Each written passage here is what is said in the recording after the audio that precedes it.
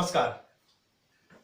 मैं ज्योतिष शास्त्री रमेश चौबे उपस्थित हूं आपके समक्ष एक कुंडली का अध्ययन करने के लिए। इस कुंडली के माध्यम से हम कई सारी चीजों को जानने का प्रयत्न करेंगे। थोड़ा सा समझिएगा, आनंद आएगा निश्चय रूप से ही। तो आप इस कुंडली को और मैं दोनों मिल के अध्ययन करते हैं और ये लगभग 33 वर्ष के एक युवक की कुंडली है और इनके चंद सवाल हैं मेरे से। उन सवालों का जवाब देंगे और साथ ही साथ उपायों के विषय में भी चर्चा करेंगे। इस कुंडली के माध्यम से हम दशाओं को भी समझने की कोशिश करेंगे, क्योंकि दशाओं पे हमारी चर्चा लगातार जारी है। तो दशाओं के विषय में भी हम समझेंगे और साथ ही साथ एक दो और महत्वपूर्ण बिंदुओं पर प्रकाश इस कुंडली के माध्यम से मैं डालूंगा। तो ध्यान से देखिए, आनंद जरूर आएगा। अब सबसे पहले हम एक बार इनके पंचांग के बारे में बात कर लेते हैं। तो देखिए, इनका जो है ना तांबा के पाया पे जन्म हुआ है इनका। राक्षस गण और ब्राह्मण वर्ण के हैं ये। और मैंने आपको बोला है कि राक्षस गण के व्यक्ति जो हैं वो लगातार प्रयत्नशील होते हैं, क्योंकि जो पहले जो राक्षस थे वो लड़ाई में भगवान से युद्ध करते थे और हारते थे, फिर दोबारा आकर के 10 वर्ष 20 वर्ष तक तपस्या करते थे, फिर शक्ति प्राप्त करते थे और फिर जाके लड़ते थे। यानी कहने का मतलब मेरा ये हुआ कि राक्षस गण के जो व्यक्ति होते हैं ना, वो जुझारू प्रवृत्ति के होते हैं। वो हार जल्दी नहीं मानते हैं, लगातार प्रयत्नशील रहते हैं। अब आइए चलते हैं इनके कुंडली के तरफ। तो इनका जो लग्न है वो कन्या लग्न की कुंडली है ये। और लग्न का जो मान है वो कितना, तो 3 डिग्री, और लग्नेश का मान जो है 28 डिग्री पे है। लग्नेश लग्न में ही बैठे हैं, लेकिन चलित चक्र में वो यहां का प्रभाव दे रहे हैं। लेकिन कन्या लग्न की कुंडली में बुधादित्य योग जो इनके कुंडली में लग्न में बना हुआ है, ये पूरी रूप से हम मानेंगे। लग्न में बुधादित्य योग बना है, उसका कुछ प्रभाव तो जातक को मिलेगा ही मिलेगा। अब लग्न इनका जो है वो कन्या लग्न है और राशि इनकी वृश्चिक है। तो लग्न के स्वामी बन गए बुध और राशि के स्वामी बन गए मंगल। तो लग्नेश और राशि में जो है वो मित्रता नहीं है। जब लग्न और राशि दोनों के स्वामी एक ही हो जाते हैं या मित्र हो जाते हैं तो जातक को तरक्की में सब काफी आसानी हो जाती है। लेकिन यदि लग्नेश और राशि अलग अलग हो तो जातक को थोड़ी उन्नति और तरक्की के लिए थोड़ा मेहनत करना पड़ता है, थोड़ा परिश्रम करना पड़ता है। अब लग्न के स्वामी का जो है लग्न में बैठना और फल कुंडली के द्वितीय भाव का देना। अब लग्न जो है वो 3 डिग्री पे और लग्नेश जो है वो 28 डिग्री पे, यानी लग्न जो है मृत अवस्था में और लग्नेश जो है वो 28 डिग्री पर सम राशि में बाल अवस्था में। यानी ना तो लग्न के पास ताकत है और ना ही लग्नेश के पास ताकत है।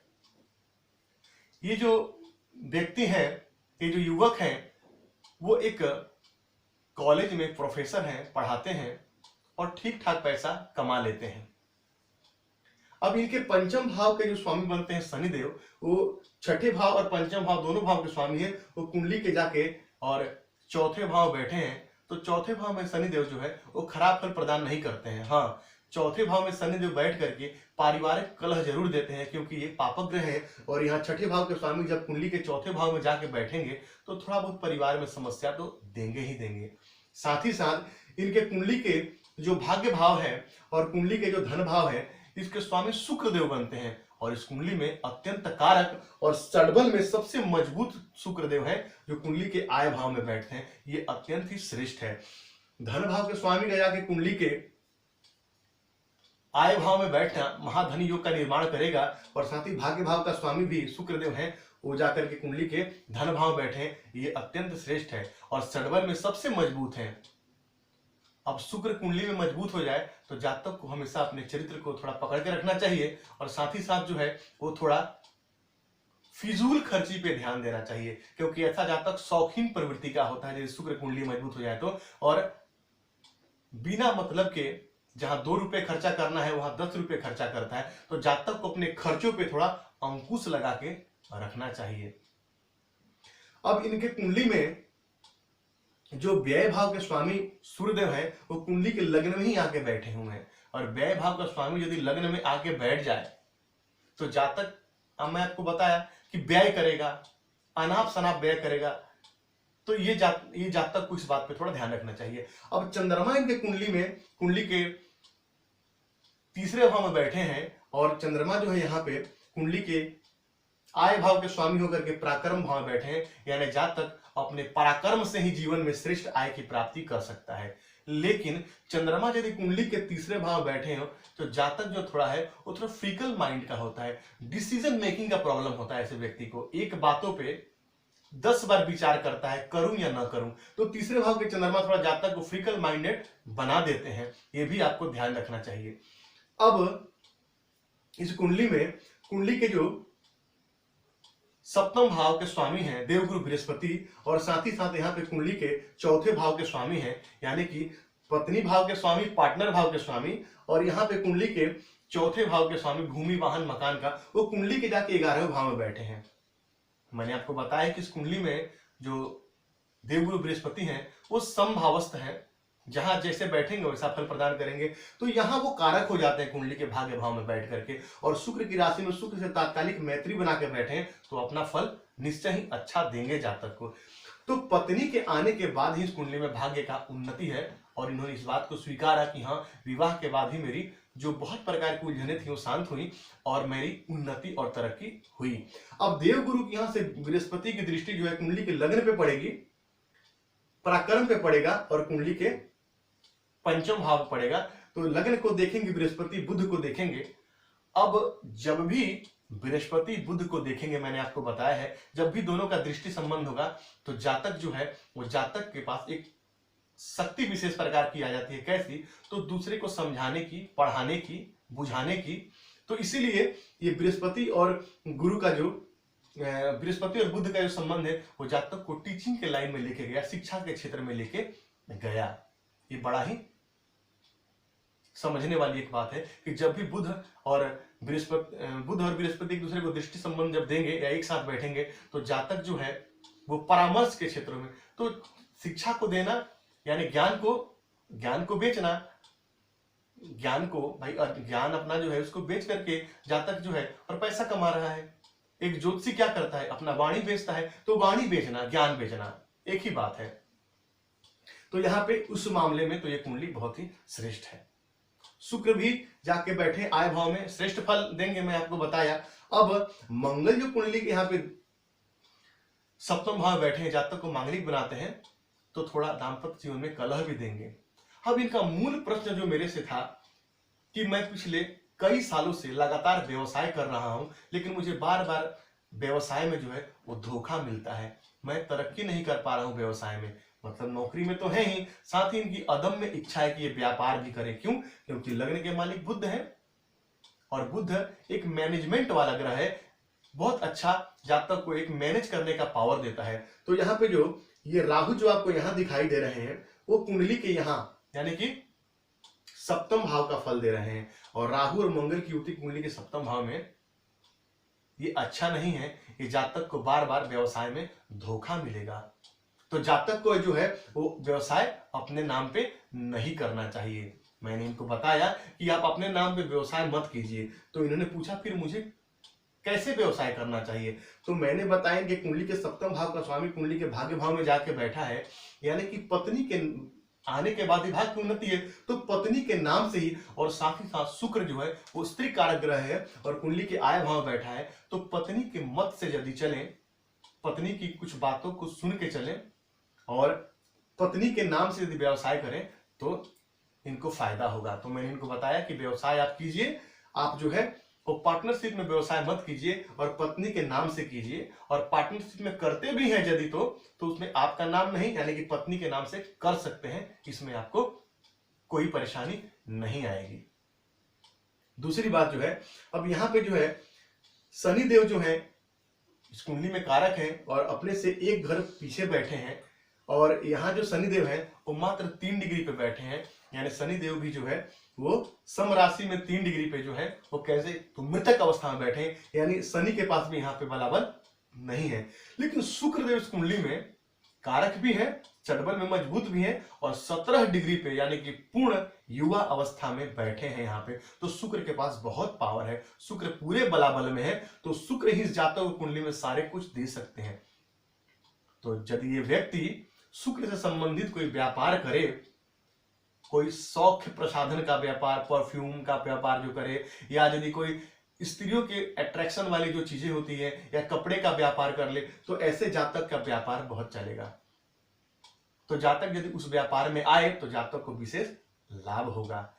अब कुछ दिन इन्होंने बताया कि कई सालों से मुझे व्यापार में लगातार परेशानी आ रही है, और मैं करता हूं, धोखा मिलता है, व्यवसाय चल नहीं पाता है, और मित्र से है जो वो अनबन हो जाती है। तो यहां इनको, ये वृश्चिक राशि के हैं, और वृश्चिक राशि को पिछले कई सालों तक से जो है वो शनि की 7.5 चली, और शनि की 7.5 में उन्होंने व्यापार अपना प्रारंभ किया और इनका व्यापार नहीं चला। शनि की 7.5 में जातक की कई लोगों की नौकरी छूट जाना, परेशानी आना, बने काम बिगड़ना, विवाह ना होना, चाहे शनि आपकी कुंडली में कारक है तब भी उन्नति तो देंगे आपको, लेकिन परेशानी भी साथ साथ आपको देंगे।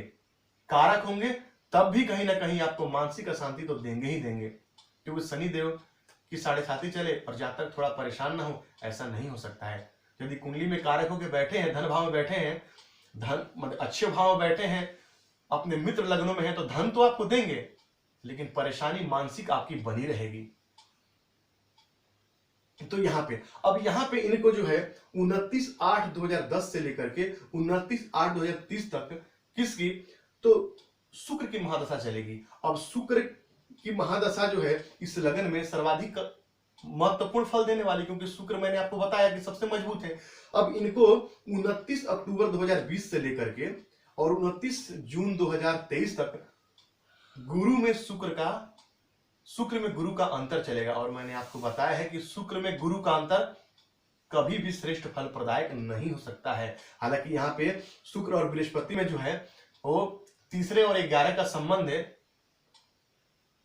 वो तो अच्छा है, लेकिन फिर भी कहीं ना कहीं ये जो पीरियड इनका है, ये कहीं ना कहीं परेशानी देने वाला है। और 22 और अप्रैल में इनको शनि की जो है वो ढैया भी लग जाएगी, यानी कि एक तो दशाओं का ठीक ना होना और साथ ही साथ जो है शनि का ढैया लग जाना, यानी कि ये समय पुनः इनके लिए परेशानी का सूचक बनने वाला है। तो यदि इन्होंने अपने नाम पे यदि व्यवसाय किया तो समझिए कि व्यवसाय में दोबारा इनको नुकसान होगा और दोबारा इनके पैसे फंस जाएंगे। और छठे भाव से जो हम रोग, ऋण और रिपु का विचार करते हैं, तो ऋण का स्वामी कुंडली के चौथे भाव में बैठा है, तो ऐसा जातक यदि धन लेकर के और यदि सही मार्ग पे खर्चा नहीं किया, तो ऐसे जातक को, चूंकि ये भूमि, वाहन और मकान का घर है, तो मकान देकर भी कर्ज चुकाना पड़े, तो इसमें कोई आश्चर्य वाली बात नहीं है। तो जातक को इस बात का ध्यान रखना चाहिए। शनिदेव की दृष्टि कुंडली के दशम भाव पे पड़ती है और लग्न पे पड़ती है, तो जब भी शनि की दृष्टि कुंडली के लगन पे पड़ेगी और सूर्य पे पड़ेगी, तो जातक चाहे कितना भी किसी के लिए कर ले, जातक का नाम नहीं होगा, क्योंकि शनि जब भी सूर्य को देखेंगे तो जातक को कहीं ना कहीं अपमानित होना पड़ेगा समाज में। तो ये तो इनको ध्यान रखना चाहिए। तो इन्होंने मित्रों के साथ व्यापार किया और अपमानित भी होना पड़ा इनको। जब भी शनि जो है वो लगन को देखेंगे, तो जातक के जीवन में एक दिन का काम जो है 10 दिन में होगा, यानी सारे काम विलंब होगा वही जो जातक चाहता है, लेकिन तब नहीं होगा जब जातक चाहता है। क्यों? शनिदेव इसको सब कुछ प्रदान करेंगे, लेकिन कब? जब उसको सुपात्र समझ लेंगे, तब जब शनिदेव को लगेगा कि हाँ ये उसके पात्र हो गया है, तभी उसको देंगे जातक को, नहीं तो वो नहीं देंगे। दसवां भाव पे दृष्टि डालेंगे, अपने कारक भाव पे दृष्टि डाल के शनिदेव जो है वो जातक को व्यवसाय में ऊंचाई तो देंगे ही देंगे, लेकिन जो मैंने इसके पहले जो बातें बताई उसको भी आपको ध्यान में रखना है। अब केतु यहाँ पे जो लग्न का फल दे रहे हैं, क्योंकि केतु, राहु यहाँ का फल देंगे तो केतु लग्न का फल देंगे यहाँ पे, तो केतु के पास जो है वो सिर नहीं है, क्षमा कीजिए, केतु के पास जो है वो जो है सर नहीं है, सिर्फ शरीर है, तो केतु को दिखाई नहीं देता है। अतः केतु यदि लग्न में बैठे तो जातक जो है वो कैसा हो जाता है? तो जातक जो है वो बड़ा ही भावनाओं में बहने वाला हो जाता है, क्योंकि ऐसा जातक दिमाग से नहीं बल्कि दिल से सोचता है और लोगों की बातों में आकर के और भावनाओं में बह जाता है। तो इनको इस बात का भी ध्यान रखना चाहिए, ज्यादा भावनाओं में बहना इनके लिए नुकसानदायक हो जाएगा। अब मंगल जो है यहाँ से चौथी दृष्टि डालेंगे कुंडली के दसम भाव पे, अपने कारक भाव पे, अच्छा लगन पे डालेंगे लग्न पे इनका दृष्टि का डालना जातक को जो है कैसा बना देगा, तो जब भी लग्न में मंगल दृष्टि डालेंगे तो मंगल धैर्यहीनता है, जातक के अंदर धैर्य की कमी हो जाएगी और ऐसा व्यक्ति प्रत्येक काम को तुरंत डिसाइड करके करने लगेगा और वहां इसको नुकसान हो जाएगा। तो इनके अंदर जो है वो धैर्यहीनता वाला जो गुण है वो ज्यादा है, तो इनको धैर्य बना करके अच्छे से विचार करके किसी कार्य को यदि करेंगे तब इनको फायदा होगा, नहीं तो इनको नुकसान होगा। अब एक बार चले जाते हैं हम नवांश कुंडली की तरफ। तो नवांश कुंडली जो है वो कुंभ लगन की कुंडली है और लगन के मालिक बनते हैं शनिदेव, कुंडली के पराक्रम में बैठे हैं, लेकिन कैसे, तो नीच के। अब मैंने यहां बताया कि क्षेत्र के कारक शनिदेव है, चौथे भाव बैठे हैं, लेकिन शनि की साढ़े साथी में इनको बार बार नुकसान क्यों हुआ, क्योंकि शनि यहाँ नीच के बैठे हैं। मैंने आपको बताया यदि हाथी के दिखाने के दांत हैं तो ये हाथी के खाने के दांत हैं। यदि यहाँ कोई ग्रह नीच हो गया तो उसका प्रभाव श्रेष्ठ नहीं मिलेगा आपको। तो यहाँ पे शनि का नीच होना भी इनके लिए नुकसानदायक है। और साथ ही साथ जो बुध है यहाँ पे लग्नेस्थ थे और यहाँ पे कुंडली के अष्टम भाव में केतु के साथ आके बैठ गए, राहु की दृष्टि से दृष्ट होकर बैठ गए, ये भी नेगेटिव पॉइंट है। और शुक्र जो है उनकी कुंडली में स्थान बली यहाँ भी आय भाव में और यहाँ भी आय भाव में बैठे, ये बहुत श्रेष्ठ है। यहाँ भी भाग्य भाव के स्वामी है और यहाँ पे कर्म भाव के स्वामी के लाभ भाव में बैठे, यानी कुंडली बार बार ये कह रही है कि शुक्र से संबंधित काम करना ही जातक के लिए श्रेष्ठ होगा। तो ऐसा व्यक्ति शुक्र संबंधित यदि व्यवसाय करे तो निस्संदेह लाभ होगा। शुक्र स्त्री कारक ग्रह है, पत्नी के राय से, पत्नी के नाम से व्यवसाय करना इस जातक के लिए अत्यंत श्रेष्ठ होगा। तो इनकी सबसे बड़ी परेशानी यही थी कि बार बार व्यवसाय करने में नुकसान होती है। अब इनको शनि की ढैया आएगी और शनि नीच के बैठे हैं, वापस परेशानियों का सामना करना पड़ेगा इनको। तो अब चले आते हैं थोड़ा सा इनके उपायों के विषय में। तो इनको जो है अभी फिलहाल जो है वो एक शुक्र का रत्न ओपल पहन लेना चाहिए, उससे इनको फायदा होगा। साथ ही साथ एक बुद्ध का रत्न पन्ना भी यदि धारण करें तब भी इनके लिए अच्छा होगा। साथ ही साथ हनुमान चालीसा का पाठ करें, क्योंकि शनि की साढ़े साथी आने वाली है। और एक जो है उन नाव के कील का छल्ला अपने मध्यमा उंगली में शनिवार के दिन पहने तो शनि इनके ठीक ठाक फल इनको प्रदान करेंगे। शनि के बीज मंत्रों का जाप करना, ओम प्राम प्रीम प्रौम सह नमः, इनके लिए श्रेष्ठ होगा। गणेश भगवान का पूजन करना भी इनके लिए श्रेष्ठ होगा, इससे बुध इनके मजबूत होंगे। तो इतने उपाय यदि ये करते हैं और फिर यदि व्यवसाय में उतरते हैं तो निस्संदेह इनको लाभ होगा। तो यकीन है कि ये कुंडली विश्लेषण आपको पसंद आया होगा। यदि आपको मेरी बातें पसंद आई तो आप अपना भी यदि कोई राय इस विषय पे देना चाहते हैं इस कुंडली के संबंध में तो आप भी दे सकते हैं। तो यदि आपको मेरी बातें अच्छी लगती है तो मेरे चैनल को लाइक कीजिए, सब्सक्राइब कीजिए। तो आपका दिन मंगल कामना के साथ आज के लिए इतना ही। नमस्कार।